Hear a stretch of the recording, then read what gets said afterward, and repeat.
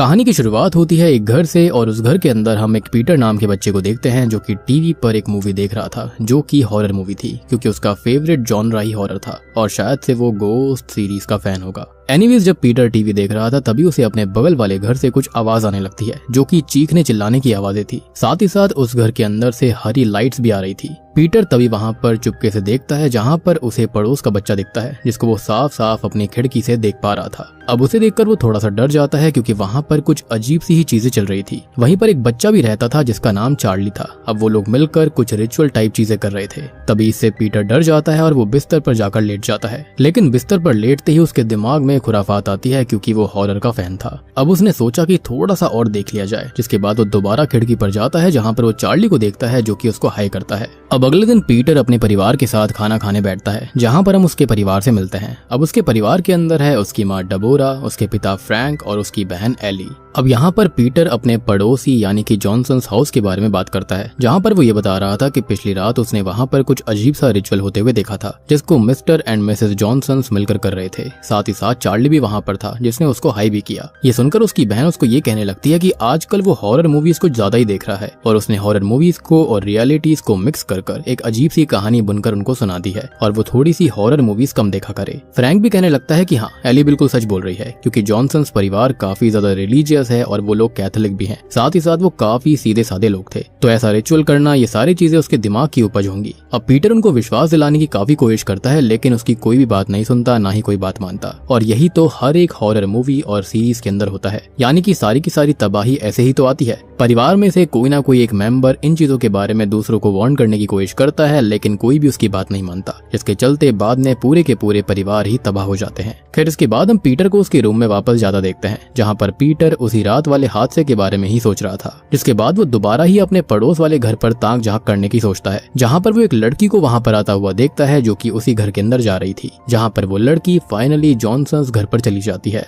अब इस लड़की का नाम हर्मा था। हर्मा का स्वागत मिस्टर जॉनसन करते हैं और उसको अंदर बुलाते हैं। दरअसल जॉनसन्स परिवार वेकेशन पर जा रहा था और उनकी गैर हाजिरी में हर्मा ही इस घर का ध्यान रखने वाली थी। यहाँ पर अब हम बाकी जॉनसन से भी मिल पाते हैं जिसके अंदर है मिसेस जॉनसन, उनका बेटा चार्ली और उनकी बेटी एलिजाबेथ। अब यहाँ पर मिस्टर जॉनसन उससे ये पूछते हैं कि क्या वो रिलीजियस है, जिस पर वो मना कर देती है। अब जाने से पहले मिस्टर जॉनसन हर्मा को पूरे घर का टूर देते हैं जहाँ पर वो उसे सारे रूम और किचन दिखाते हैं। और हाँ, एक जरूरी चीज ये थी कि मिस्टर जॉनसन के घर के अंदर एक सेलर रूम भी था जो कि ग्राउंड से नीचे वाले रूम को या फिर स्पेस को कहा जाता है, या फिर ये मान लो कि एक बंकर या फिर बेसमेंट की तरह। अब मिस्टर जॉनसन जो होते हैं वो हर्मा को वहां पर जाने से सख्त मना करते हैं। हालांकि वियर्ड चीज ये थी कि सेलर रूम की चाबी वहीं पर पड़ी हुई थी एंड ऑब्वियस सी बात है अगर आप किसी को मना करोगे तो उसके बाद में उसकी क्यूरियोसिटी तो वहां जाने के लिए बढ़ी जाएगी। एनीवेज इसके बाद मिस्टर जॉनसन और उनका परिवार बाहर निकल जाते हैं जहां पर उसको फ्रैंक मिलता है। मिस्टर जॉनसन हर्मा को फ्रैंक से मिलवाता है और वहीं ऊपर से पीटर उनके ऊपर नजर रख रहा था, जिसके बाद वो भी नीचे आ जाता है और यहाँ पर फ्रैंक हर्मा को कल बारबेक्यू के लिए इनवाइट करता है और इसके बाद पीटर हर्मा से मिलता है। खैर अब रात हो जाती है और रात में जॉनसन हाउस के अंदर हर्मा अकेली बैठी हुई थी। वो अकेली बैठे बैठे बोर हो रही थी, इसलिए वो नीचे सेलर रूम में जाने के बारे में सोचने लगती है। हालांकि मिस्टर जॉनसन ने उसे वहां पर जाने से सख्त मना किया था, लेकिन वो कहाँ मानती। वो चाहती तो ऊपर बैठकर आराम कर सकती थी, लेकिन हर्मा की मस्ती तो देखो। वो नीचे चली जाती है जहाँ पर बेड था, एक चेयर थी और बेड पर चेन्स भी थी और ये चेन थी किसी को बेड पर बांधने के लिए। अब यहाँ पर हर्मा को ये सब चीज देखकर डर जाना चाहिए था, वहां से भाग जाना चाहिए था, लेकिन इस चीज को देखकर वो कुछ और ही समझती है। वो समझती है कि ये चीज मिस्टर और मिसेस जॉनसन ने मस्ती करने के लिए बनाई होगी, बेसिकली इंटीमेट होने के लिए। वो होता है ना चीजों को स्पाइस अप करने के लिए, लेकिन हर्मा ने सोचा कि ये चीजें इसलिए ही होंगी, लेकिन यहाँ पर चीज काफी खतरनाक हो सकती थी। खैर इसके बाद वो उस बेसमेंट को यानी कि सेलर को और भी ज्यादा एक्सप्लोर करने लगती है जहाँ पर उसको एक रिंग मिलती है जिसको वो पहन लेती है। खैर अब इस रिंग को पहनने के बाद उसे काफी अजीब सा फील होता है। उसके अंदर बहुत सारी एरोटिक और सेक्सुअल फीलिंग्स आने लगती हैं, जैसे कि कोई उसके साथ इंटीमेट हो रहा हो।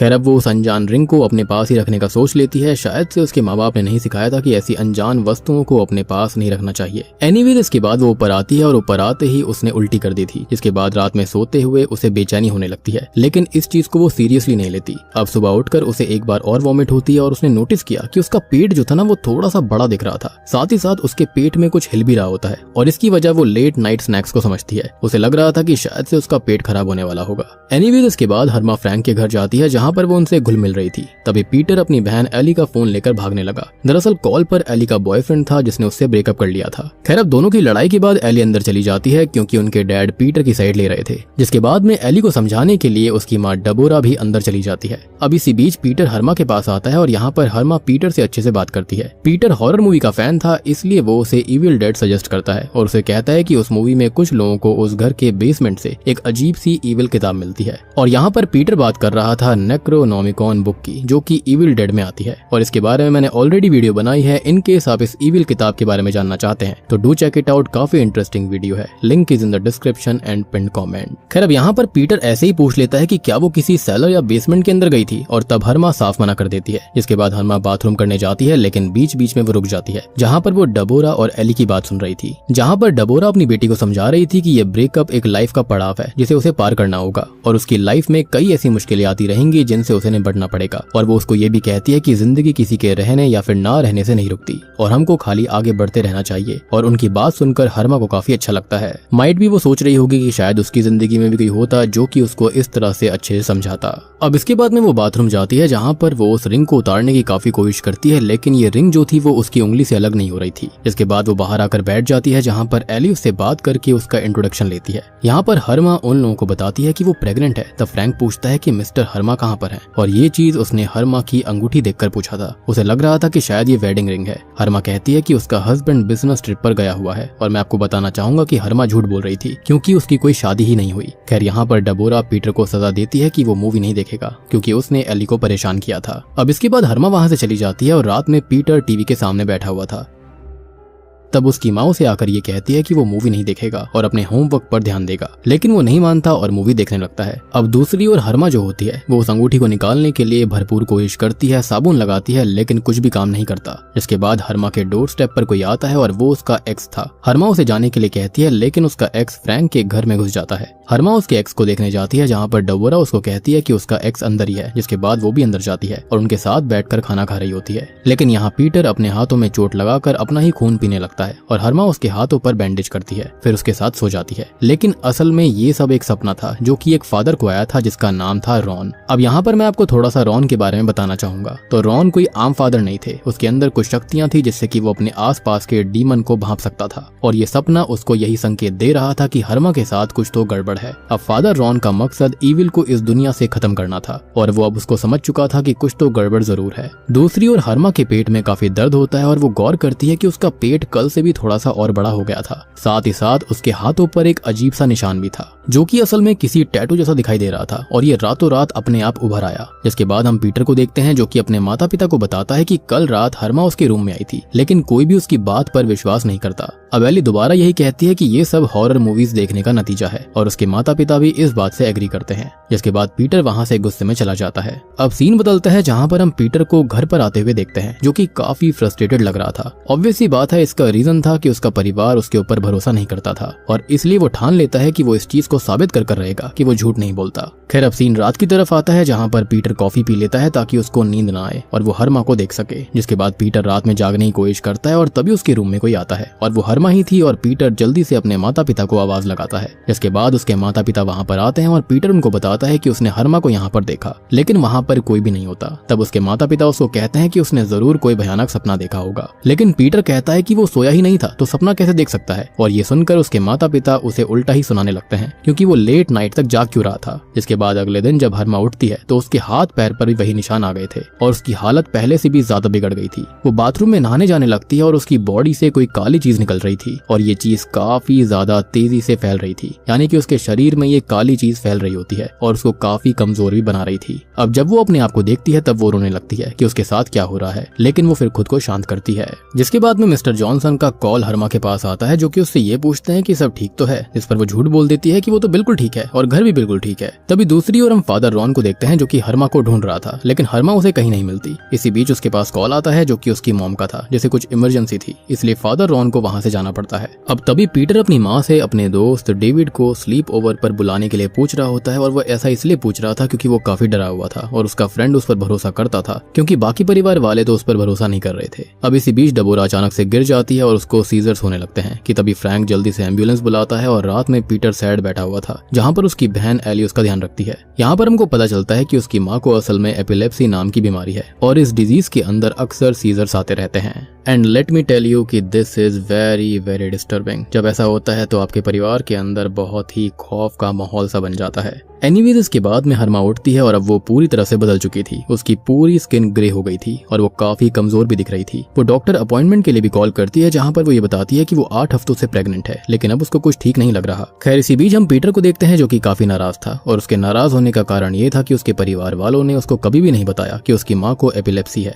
अब सीन रात की तरफ आता है जहाँ पर पीटर हमेशा की तरह सो रहा था, लेकिन तभी उसके रूम में हरमा आ जाती है। लेकिन यहाँ पर हम ये देखते हैं कि आज हरमा को देखकर वो नहीं डरता क्योंकि हरमा के साथ एक फोर्स भी थी जो कि पीटर को अपने बस में रख रही थी। यहाँ पर पीटर और हरमा खेलने लगते हैं और कई दिनों तक रोज हरमा रात में पीटर के पास आती है और खेलती है। अब इसके बाद सीन चेंज होता है जहाँ पर हरमा मिस्टर जॉनसन को कॉल करके बताती है कि उसके साथ कुछ भी ठीक नहीं चल रहा। यहाँ पर मिस्टर जॉनसन उससे पूछते हैं कि बात क्या है। तब वो उनको सब कुछ बता देती है कि उसने बेसमेंट से एक रिंग उठाकर पहन ली थी, जिसके बाद से ही उसके साथ काफी बुरा हो रहा है। साथ ही साथ वो प्रेग्नेंट भी हो गई है। और ये सुनकर मिस्टर जॉनसन उससे ये कहते हैं कि वो बेसमेंट के अंदर ही रहे, वो भी कुछ दिनों तक, और बाहर ना आए। ये सुनकर हरमा एग्री नहीं करती क्योंकि उसे बेसमेंट से डर लग रहा था। खैर इसके बाद डोर स्टेप पर डबोरा आती है जो कि हरमा को चेक करने आई थी क्योंकि कई दिनों से उसने हरमा को नहीं देखा था, लेकिन वो दरवाजा नहीं खोल पाती क्योंकि उसके अंदर इतनी भी हिम्मत नहीं थी। जिसके बाद डबोरा वहां से चली जाती है। बेसिकली ये प्रेगनेंसी जो थी वो उसके अंदर से एनर्जी चूस रही थी। और ये चीज तो आप अब तक समझ ही गए होंगे कि ये प्रेगनेंसी जो थी वो बिल्कुल भी नॉर्मल नहीं थी, वो क्लियरली इविल और डिमोनिक लग रही थी। खैर तभी दूसरी ओर फादर रॉन ईश्वर से प्रे कर रहे होते हैं कि उसे वो कुछ रास्ता दिखाएं ताकि वो उस लेडी को बचा सकें जो कि उसे सपने में दिखाई दी थी, यानी कि हरमा। खैर अब तभी हम पीटर को देखते हैं जो कि काफी डरा हुआ था, जो कि जानता था कि हरमा के साथ कुछ भी ठीक नहीं है। तभी उसकी मुलाकात फादर रॉन से हो जाती है जो कि कोइंसिडेंटली हो गई थी। यहाँ पर पीटर फादर को सब कुछ बताता है, जिसके बाद वो लोग मिलकर हरमा को फ्रैंक के घर पर लेकर आते हैं। और हरमा अब पीटर के रूम में थी कि तभी वहाँ पर एली और डेबोरा आ जाते हैं जो कि हरमा को देखकर डर गए थे। पीटर उनको समझाने की कोशिश करता है कि ये हरमा ही है और इसी बीच फ्रैंक भी वहाँ पर आता है जो कि हरमा को देखकर हैरान था। अब फादर रॉन इन लोगों को बताता है कि असल में हरमा के पेट में पल रहा बच्चा कोई नॉर्मल बच्चा नहीं है बल्कि शैतान का बच्चा है। लेकिन फ्रैंक कहता है कि हरमा को उन्हें हॉस्पिटल ले जाना चाहिए, लेकिन पीटर बोलता है कि वो उसे हॉस्पिटल नहीं ले जा सकते और फादर को पीटर एग्जॉर्सिज्म करने के लिए कहता है, लेकिन पहले फादर को इसकी जड़ तक जाना पड़ता। अब तब जाकर हरमा उनको सारा सच बताती है उस बेसमेंट के बारे में और तब फादर और फ्रैंक उस सेलर के अंदर जाते हैं जहाँ का नजारा देखकर वो समझ जाते हैं कि यहाँ पर इविल काम होते हैं। दरअसल ये जितना भी सेटअप था चेयर और बेड का वहाँ पर डिलीवरी हुआ करती थी। वहाँ पर एक ग्लोब भी था जहाँ पर अलग अलग जगहों पर मार्क लगे हुए थे। खैर यहाँ फादर और फ्रैंक विंडो पर एक हाथ देखते हैं जो कि डिमोनिक हाथ था। ये देखकर फादर समझ जाते हैं कि उनको एग्जॉर्सिज्म करना ही होगा। तभी दूसरी ओर डबोरा हरमा को संभाल रही होती है और हरमा बताती है कि उसका कोई हस्बैंड है ही नहीं और ना ही कोई परिवार है। और ये सुनकर डबोरा उसको गले से लगा लेती है, लेकिन तभी अचानक से हरमा पजेस्ड होकर उसके ऊपर हमला कर देती है जो कि करवा रहा था उसके पेट के अंदर पल रहा शैतान। लेकिन सही समय रहते फादर और फ्रैंक आकर उसको बचा लेते हैं। जिसके बाद फादर जो होते हैं वो एग्जॉर्सिज्म शुरू करते हैं जो कि हरमा के सहन शक्ति से बाहर था, लेकिन किसी तरह वो हिम्मत रखती है। यहाँ पर तभी जन्म होता है इविल बच्चे का और उस बच्चे के हाथों में वो रिंग आ जाती है और वो बच्चा इतना पावरफुल था कि वो आते ही उनके ऊपर हमला कर देता है। जिसके बाद वो जाता है डबोरा के पास में उसके ऊपर हमला करने के लिए। जिसके बाद सभी लोग उस पर हमला करते हैं लेकिन उसे कुछ नहीं होता और तब एली आकर उस बच्चे को अपने हाथों से चीर देती है और उस बच्चे की अंगूठी निकल जाती है। फाइनली सब कुछ ठीक हो गया था। जिसके बाद में हरमा हॉस्पिटल के अंदर थी जहाँ पर अब वो ठीक हो रही थी। तभी वहाँ पर बाकी लोग आते हैं और हरमा के हाथों में उसका बच्चा देते हैं। दरअसल हरमा को 2 बच्चे पैदा हुए थे जिसमें एक इंसान का बच्चा था और एक था डेविल। अब यहाँ पर हरमा अपने बच्चे को अपने गोद में लेती है और फिर वो पीटर को थैंक्स कहती है क्योंकि अगर वो नहीं होता और रॉन को ना बुलाता तो आज वो जिंदा नहीं होती, ना ही उसका बच्चा बचता और दुनिया पर ये कहर टूट पड़ता। और इस कहानी को देखकर मुझे याद आती है काफी बेहतरीन हॉरर मूवी जहाँ पर 2 बच्चे पैदा हुए थे जिनमें से एक बच्चा तो अच्छा होता है, एंजल पैदा हुआ था, और दूसरा था डेविल। और वो डेविल वाला बच्चा जो होता है वो एंजेलिक बच्चे को मारने की कोशिश करता है लेकिन ऐसा हो नहीं पाता। अब हरमा पीटर को अपने बच्चे का नाम रखने के लिए कहती है और तब पीटर उस बच्चे का नाम रखता है नेक्रोमेंसर, जो कि मेरे ख्याल से उसने इविल डेड को ही देखकर रखा होगा, जो कि यहाँ पर फनी और वियर्ड दोनों ही था। खैर अब सीन चेंज होता है जहाँ पर हम पीटर के हाथों में उसी शैतानी रिंग को देख पाते हैं जो कि उसने वहां से उठा ली है। और मुझे ऐसा लगता है कि शायद से हो सकता है कि जब एली ने उस बच्चे को चीरा होगा तो वो शैतानी बच्चा था, उसके अंदर का जो डीमन था वो पक्का पीटर के अंदर आ गया होगा, वो भी रिंग की बदौलत, और शायद से यही जॉनसन चाहते थे। और आपने एक और इंटरेस्टिंग चीज नोटिस करी होगी कि स्टेलर के अंदर जो ग्लो ग्लोब था ना उसके अंदर अलग अलग जगह मार्क हो रखी थी। सो आई बिलीव कि जो जॉनसन फैमिली थी ना वो यहाँ पर यही करती होगी, वो पक्का अलग अलग जगहों पर जाकर रहती होगी, अपने आप को काफी सीधा साधा दिखाती होगी। इसके बाद में वो पक्का किसी लड़की को, किसी नैनी को यहाँ पर हायर करते होंगे जो कि ज्यादा रिलीजियस ना हो। इसके बाद में वो इस रिंग को छोड़ दिया करते होंगे जो कि किसी न किसी डीमन से अटैच हो रखी होगी, और जैसे ही वो लड़की इस रिंग को पहनेगी उसको पहनते ही वो लड़की के साथ में डीमन इंटीमेट हो जाएगा और इंसानी रूप में हमारी धरती के ऊपर आ जाएगा। और सेम चीज ये ग्लोब के चलते हो रही होगी, यानी कि ग्लोब के अंदर जो अलग अलग जगहें थी वहां पर ये लोग अलग अलग जगह पर जाते होंगे, ये किसी कल्ट का हिस्सा होंगे जहां पर ये ऐसी ही चीजें कर रहे होंगे, और इसी तरह से यहाँ पर ये अलग अलग डीमंस को इस दुनिया के अंदर लाना चाह रहे थे। अब देखो यहाँ पर एक चीज और भी थी कि जो हरमा थी उसका एक्स था और शायद से वो उसके साथ इंटीमेट हुई भी होगी, एंड माइट भी वो प्रेग्नेंट भी हो सकती है, तभी उसको एक इंसान का बच्चा भी पैदा हुआ था। लेकिन जैसे ही यहाँ पर ये डीमन उसके साथ इंटीमेट हुआ वहां पर 2 बच्चे उसके पेट में आ गए थे, एक तो शैतानी था और एक था नॉर्मल बच्चा। लेकिन जिस डिमोनिक बच्चे को एली ने चीर दिया था उसका एसेंस कहीं ना कहीं रिंग से आज भी कनेक्टेड था, एंड माइट भी अब वो शायद से पीटर को पजेस कर लेगा, या फिर हो भी सकता है मैं ज्यादा ही ओवरथिंक कर रहा हूँ, माइट भी वो एक नॉर्मल सी रिंग बन गई होगी जिसको पीटर ने पहन लिया होगा। लेकिन इतना तो है कि जॉनसन्स परिवार नॉर्मल नहीं था और वो ये सारी चीजें दुनिया भर में कर रहे थे ताकि वो डेविल को और डीमन की आर्मी को इकट्ठा कर सकें। और बूम, इसी के साथ में एक्सॉर्सिज्म इन उतेरो फिल्म यहीं पर खत्म हो जाती है।